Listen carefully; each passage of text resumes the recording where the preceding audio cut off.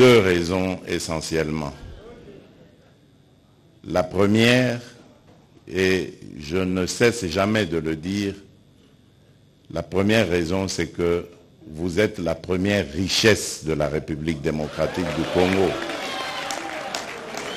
Avant toutes les autres richesses naturelles que nous avons, comme le diamant, l'or, le coltan, le cobalt, le cuivre, le zinc, tout ce qu'on veut, le pétrole, le gaz, il y a d'abord cette ressource humaine qu'est la jeunesse de la République démocratique du Congo. Et partout où je vais, je le dis toujours, que notre richesse, c'est celle-là d'abord, elle est humaine. Et c'est pour ça que nous avons le devoir d'entretenir cette richesse, de préparer cette richesse aux défis à venir. Et cette richesse, c'est vous, chers jeunes. Voilà pourquoi j'ai dit, vous ne quitterez jamais mon esprit.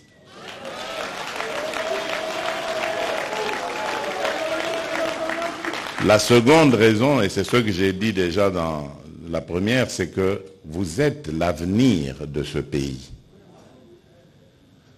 Tout ce que nous devons faire aujourd'hui doit prendre en compte vos soucis, vos préoccupations. Parce que c'est de cet encadrement par rapport à vos soucis et à vos préoccupations que dépendra notre avenir. Demain, si Dieu nous prête vie et que nous restons ici longtemps sur cette terre, c'est vous qui allez prendre notre relève. Et imaginez un peu le scénario catastrophe qui fait que nous ne vous avions pas bien préparé et que nous vivons nos vieux jours dans un pays complètement déchiré, un pays totalement dispersé parce que la classe dirigeante n'ayant pas été préparée, donc elle a mené ce pays à volo.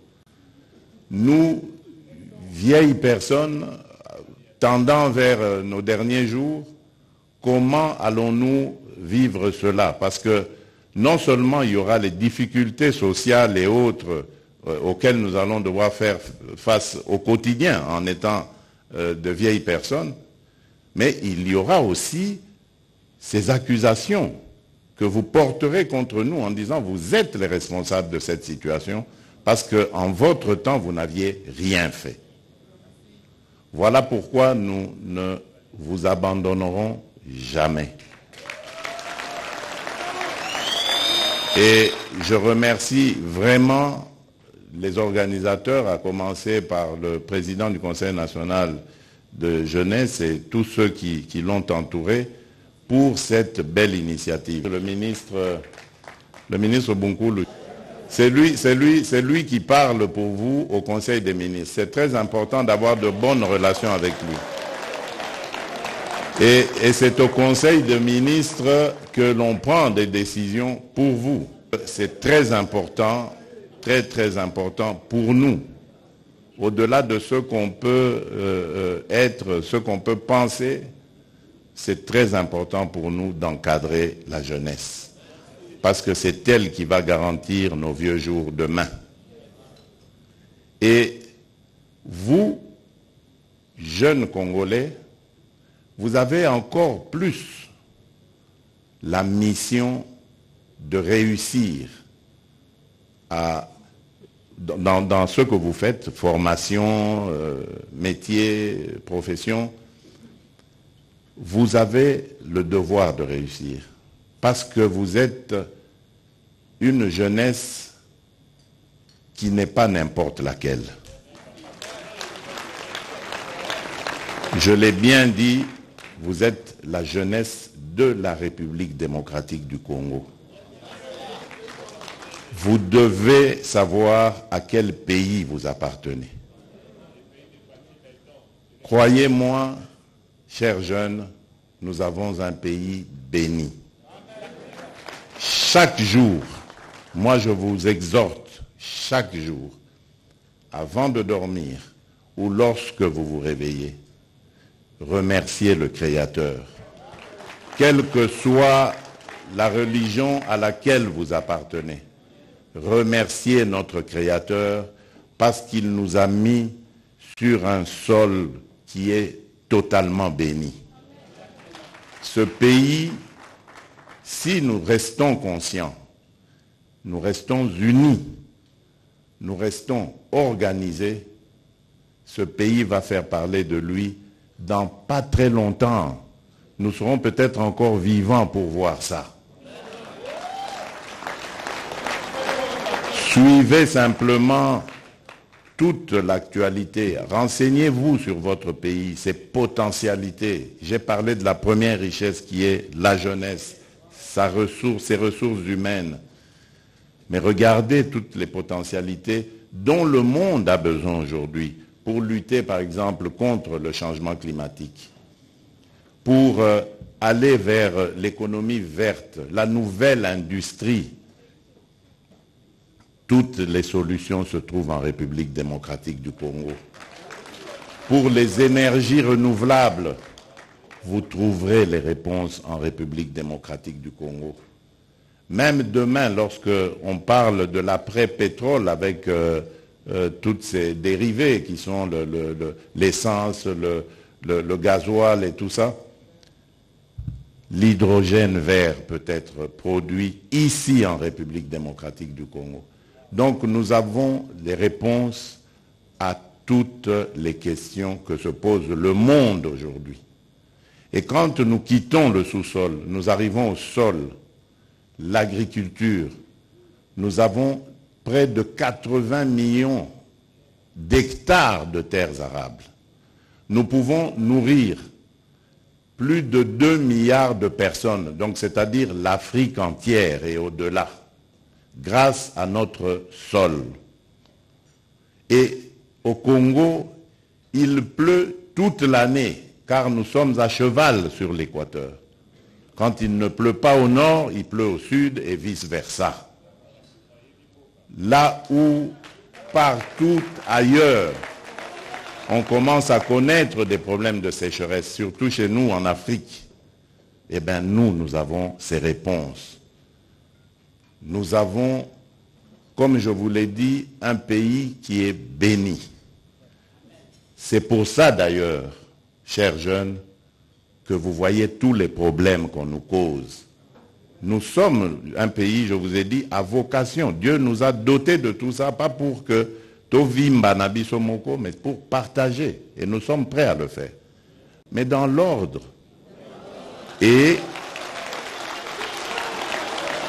en tenant compte de la charité bien ordonnée qui doit d'abord commencer par les propres enfants du Congo. Et voilà pourquoi moi je voudrais attirer votre attention. Parce qu'on va chercher à nous diviser. Vous savez, il y a cet adage qui dit « diviser pour mieux régner ». Et il y a cette parole de la Bible qui dit « un royaume divisé contre lui-même ne peut rien faire. Il est voué à l'échec, à la mort ». Voilà pourquoi le mercredi dernier, j'ai beaucoup insisté sur nos divergences à propos de nos appartenances ethniques, tribales et autres. Qu'on ne vous trompe pas. Vous avez une seule et même tribu, elle s'appelle la République démocratique du Congo. Le reste, ce sont vos familles. Vous pouvez vous attacher à des familles, nous le faisons chaque jour ici. Mais ça n'empêche que nous ayons des attachements encore plus forts en dehors des familles, n'est-ce pas? Lorsqu'on choisit un ami, ou lorsqu'on choisit une épouse pour nous les hommes, un époux pour les femmes, c'est au-delà des familles. Mais est-ce qu'on ne s'attache pas plus à son épouse qu'à sa famille? Lorsque quelqu'un tombe malade et qu'il est en train d'aller vers la mort, on voit toujours son épouse à ses côtés. Alors qu'il a peut-être des frères, il a des sœurs. Ce n'est pas qu'ils l'ont abandonné, mais non. La priorité est laissée à l'épouse. Mais l'épouse, au moment où il est né, elle n'était pas dans sa famille. Donc voilà ce que vous devez comprendre du Congo. Nous venons de nos familles, mais nous formons maintenant une grande famille qui est beaucoup plus solide que nos familles biologiques, que nos familles tribales, ethniques. C'est la République démocratique du Congo. Mettez ça dans vos cœurs, dans vos esprits, et vous verrez, le Congo sera toujours gagnant. Parce que nous sommes forts, mais notre faiblesse, elle se situe dans nos divisions tribales, ethniques. Et lorsque les ennemis comprennent ça, ils viennent avec ces manipulations et ils réussissent à nous affaiblir parce que nous sommes divisés et incapables de faire front face à l'adversité. Je ne vous demande pas de haïr, ne faites pas ça. Ne haïssez pas les étrangers. Et d'ailleurs, à propos du Rwanda, ça ne sert à rien de regarder le Rwandais comme un ennemi. Non. C'est le régime rwandais avec Paul Kagame à sa tête qui est l'ennemi de la République démocratique du Congo. Les Rwandais et les Rwandaises sont nos frères et sœurs. Et d'ailleurs, ils ont besoin de notre aide parce qu'ils sont muselés. Ils ont besoin de notre aide pour se libérer. Ça n'a rien à voir avec ce que leurs dirigeants sont en train de leur imposer. Donc, ne les regardez pas comme des ennemis, mais comme des frères qui ont besoin de notre solidarité pour nous débarrasser et débarrasser l'Afrique de ce genre de dirigeants rétrogrades qui ramènent les méthodes des années 60 et des années 70. Alors qu'en Afrique, on avait décidé de mettre fin au bruit des armes. Si vous vous rappelez, ceux qui suivent un peu, c'était 2020, il fallait taire les armes en Afrique pour que l'Afrique passe à autre chose, comprenne qu'elle est la dernière de la classe dans le monde parce que, justement, à cause des guerres et des divisions, nous nous étions entendus comme ça. Malheureusement, ce n'est pas arrivé, on a dû encore prolonger, mais c'est à cause, justement, des dirigeants tels que Paul Kagame.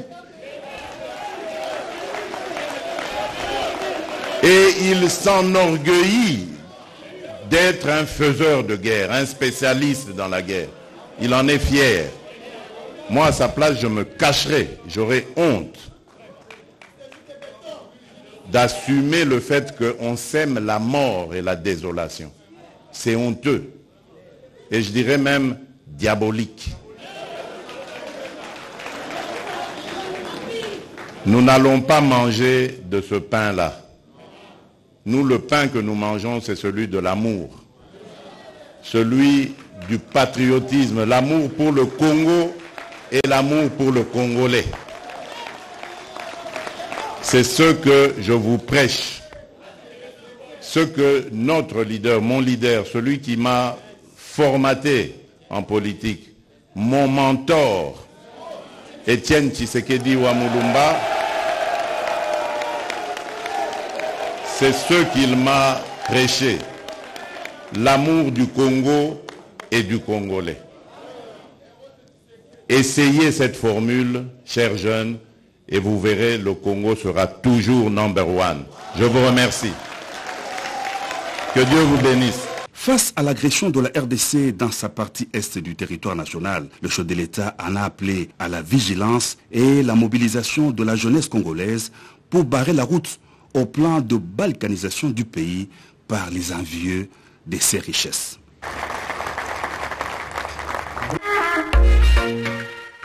Dans le but d'interagir ensemble, monter des stratégies de coopération pour faciliter le développement en Afrique australe, le Parlement de la République démocratique du Congo va abriter la 52e assemblée plénière du Forum parlementaire de la SADC. du 1er au 11 décembre 2022 sous le thème « Le rôle du Parlement